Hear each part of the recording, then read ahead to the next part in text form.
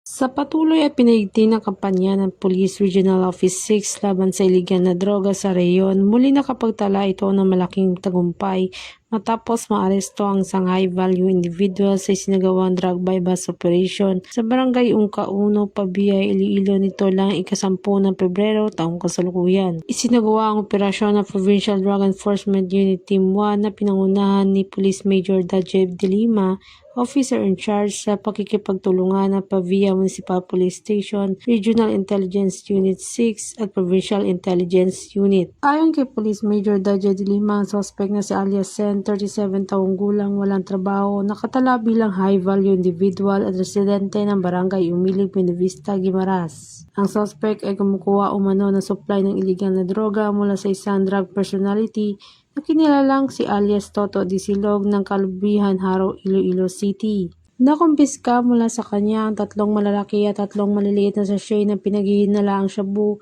na may kabuuang bigat na 125 gramo na may standard drug price na 850,000 pesos. Nakumpiska sa operasyon ng 6 na plastic sachet na pinaghihinalaang shabu, bypass money at iba pang non-drug items. Kasalukuyan sa kustodiya na ng Pabia MPS sa suspect sa kasong paglabag sa Republic Act 9165 o Comprehensive Dangerous Drugs Act of 2002. Muling pinigting ang kampanya ng PRO 6 na labanan ng iligal na droga upang masiguro ang kaligtasan at kinabukasan ng mamamayan sa susunod na mga henerasyon. Mula dito sa Police Regional Office 6, ako ang Police News Network Correspondent Patrolwoman Raiza Valencia, alagad ng batas, tagataguyod ng Balitang Pulis.